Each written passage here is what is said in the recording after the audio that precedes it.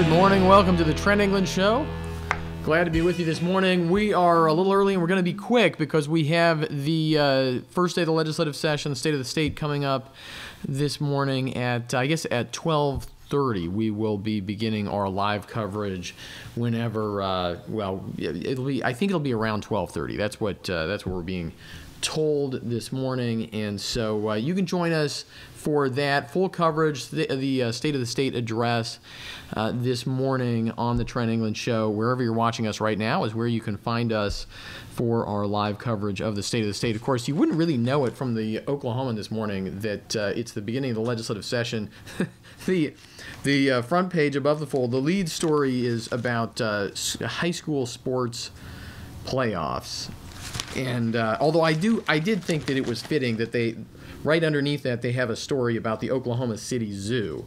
So, I don't know, maybe they're implying something there. But we are talking about the first day of the Oklahoma State legislative session this morning on the Trent England Show. And a couple of headlines real quick, and then we're going to get to, I have four questions to ask yourself about the legislative session as it begins unfolding this week. What are four questions that will be very telling about legislative leadership, individual legislators, the governor? We're going to get to that in just a minute. The Wall Street Journal reported over the weekend, Republicans pin midterm hopes on tax cuts. All I want to say about that is it might not work in Oklahoma depending on what happens in the legislative session. And we've told you about some other states around the country, Florida and Iowa, I think we talked about last week, where the governors there are working hard to protect taxpayers. This microphone is not quite, there we go. Had to fix that on Friday, too. I have to do something with that. The states where Republicans are trying to follow the lead of the Trump administration and follow the path of tax cuts. The Wall Street Journal here reporting that basically what we've been saying on this show for months, looking ahead to the 2018 election, at least since December, since the passage of tax reform, the election is shaping up to be are you going to look at your pocketbook or are you going to look at something else?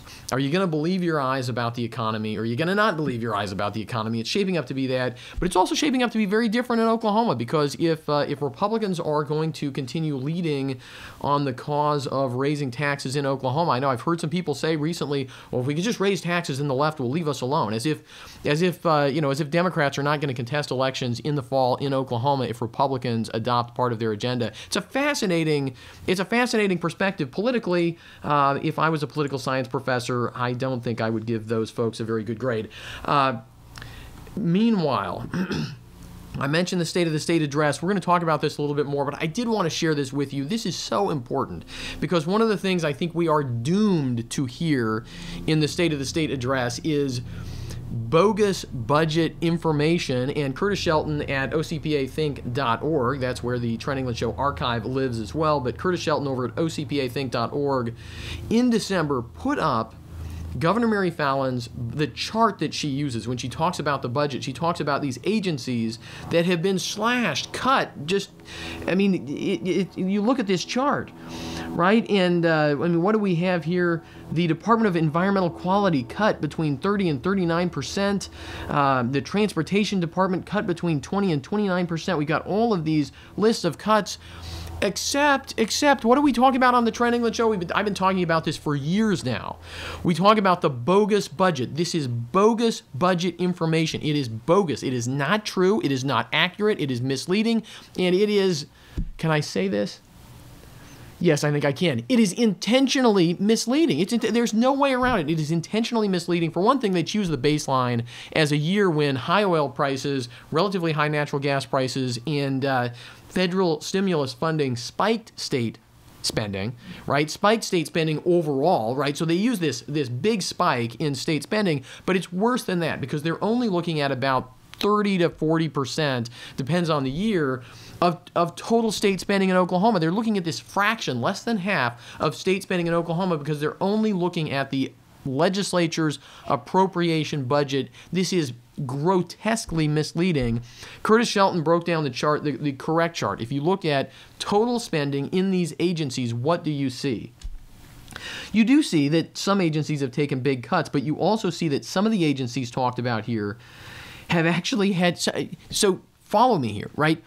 Governor Fallin says these agencies have taken cuts. Some of the agencies that she says have taken cuts have actually seen their real total spending increase over that same period of time.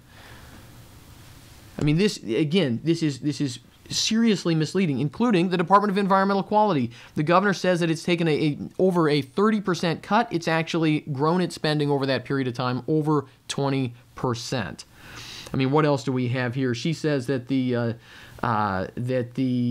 election board has taken a cut. Its spending has actually gone up double digits. Same with the mental health department. There are some agencies here that have taken cuts. You can see that on Curtis's chart. You should go and look at this before the State of the State, and you should be primed to share this morning or during the State of the State. You should grab this post. I'll throw it up as soon as the show goes into archive mode here this morning. As soon as we wrap up, I will throw this link into the comments on YouTube, on Facebook. You can grab it there and share it around. People deserve good information, right?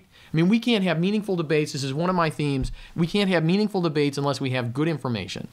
And look, the legislature's appropriation budget is not meaningless, but most people are interested in what's the total amount of money that these agencies are spending. And when they're told, oh, this agency's taken a 30% cut, and it turns out they're spending 20% more over the same period of time, most people feel like they're being lied to.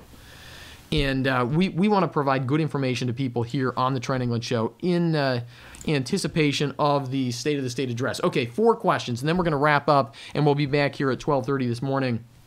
First of all, do they take the governor in her State of the State address this morning, legislative leaders, individual legislators, do they take a taxes first approach or a reform first approach? Follow this, right? This cuts across left and right. There is no reason. If you're approaching a budget, if you're approaching a budget challenge, right, the question is, do we just try to get more money, or do we actually look at the budget, look at what we're spending right now, and try to figure out if there's any way we can spend that money more efficiently? Is there anything we can cut out? Let's prioritize spending and see what's at the bottom. Is what's at the bottom of the priority list, is that essential stuff, or should we cut those things? Not because we don't like them, not because we don't like anybody, right? But only because there's something higher up that priority list that we have to fund first, right? So we're going to cut these things out. We're going to move that money up. We're going to, this program is really important. Medicaid, really important, but we could run it more efficiently. We've talked about that here on the show. Do our legislators, do our elected leaders, do the people out there talking publicly about the budget, do they take that approach? Reform first, then look at revenue. Reform, then revenue. Or do they take the opposite approach, right? And look, nobody ever says that they support waste, fraud, and abuse. So you can't just follow what they say. You have to follow what they do. You can't just follow, everybody says they're against waste, fraud, and abuse. Even those who want government to be bigger, and even those who benefit from waste and possibly even fraud and abuse. And we've talked about this in the context of Medicaid. Medicaid is a very important social safety net program for some Oklahomans. It's also something that we know from the experience in other states. Some people abuse the program. Not surprising, right? I mean, again, it's human nature. People do this. We could run it better. Do they tell us, do they tell you as a voter, as a taxpayer, do they tell you, look, you just have to swallow hard, let us raise taxes, and we promise that we're going to get to that reform stuff as soon as you let us raise taxes? I mean, ask yourself, why would they do that? Why would they take that approach? Why would anybody take that approach? If you sat down around a table to plan the budget for a small business and you realized you had a budget crunch and somebody said, look, let's just raise prices and then we'll get to making ourselves more efficient later, wouldn't you think, I'm not sure we're really going to get to the reforms later? Right? Wouldn't that make you... Okay, so that's question number 1. Do they take a taxes-first approach or a reform-first approach to the budget? That's the first thing we're going to be looking for, and we will start looking for that in the governor's State of the State address this morning. Second of all, are people trying to do good policy or easy policy? Let me explain. G.K. Chesterton, one of my favorite essayists and writers, mystery writers, once in an introduction, he used to write newspaper essays, and in an introduction to a volume of his newspaper essays, he apologized. He said, "These are too long because I had to write them quickly." Right? It takes more time to write laws that are concise, that make sense, that are coherent. It takes more work. Right? And the flip side of that is, when legislators get lazy, bills get longer, more convoluted, harder to understand, and that's one of the things we're going to be looking for here. You know, I work on public policy and have for a long time. It's one of the things I look for are legislators actually putting in the time, the effort to write good laws, or are they just sort of dashing things off? And a corollary, something that goes along with this, when it comes to things like taxes, are they trying to make laws that actually make sense, that it will actually work in practice? We've talked about this with some of the taxes they want to raise, right? Where they know that they won't really bring in as much revenue. And again, this goes along with cigarette taxes. I use this example because it's the easiest for all of us to understand. Left, right, and center, we can all understand. If you raise them, right, the revenue that comes in from cigarette taxes it's not a straight line increase, right? At some point, that revenue is going to come down. It's going to come down in the future because the trend is fewer people are smoking. That's great. And of course, they say that's the whole purpose of raising the cigarette tax, is that fewer people are going to smoke. And we also know that people will go out of state and buy cigarettes. That means it will bring in less revenue than they say it will, unless they're really seriously accounting for those things, and they're not. And so, look, the question is, are people just making policy because it feels good? It sounds good, or are they making good policy? That's a harder question than question number one, but it's an important question. So question number one is, are they taking a taxes first approach or a reform first approach? And question number two is, are they actually doing good policy, or are they just making it up as they go along? Question number three. Here's a good one, and this works on, this works on anybody, right? Do they believe that all money belongs to government and government just lets us keep some of it? Or do they believe that all money belongs to the people who earned it, and that whatever government takes is a sacrifice that we may need to make to live in a civil society with the rule of law and the courts open and things like that? What do they believe, right? All money belongs to government or not? And how do you see this in conversations about taxes, right? Look, somebody might want I saw somebody the other day arguing on social media that the gross production tax should be 9%, right? And you see this all the time in arguments about income taxes, gross production taxes, all kinds of things. People saying, well, government, this is costing government this much money. It's costing government that much money, right?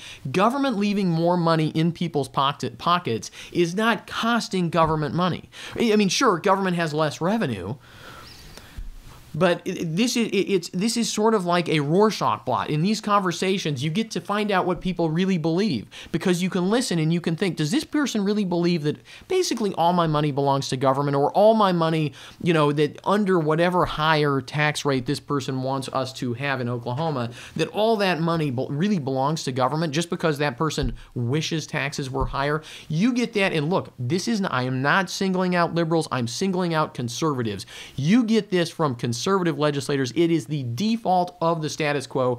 It is the default setting for insiders. It takes effort for conservatives elected to office to avoid falling into the trap of simply believing, or at least talking like they believe, that all money belongs to government. So that is question number three. Question number four is about leadership. This is our final question. Things to watch for as the legislative session kicks off today and this week. Do they take the spaghetti on the wall approach, or do they exercise real leadership? We saw this a lot in last year's legislative session. We saw people saying, "Look, I don't support it or oppose it. We're just going to put it on the board and see if it passes, and then we'll put something else on the board and see if it passes. We'll put something else on the board and see if it passes. We're gonna hand out a survey to our membership and see what they're willing to put up with." That is a way to run a legislative body. That is not leadership. If the standard is leadership, that is failure. Leadership means having an idea. It doesn't have to be your own idea. It can be an idea you get from somebody else, right? Leadership means having a direction.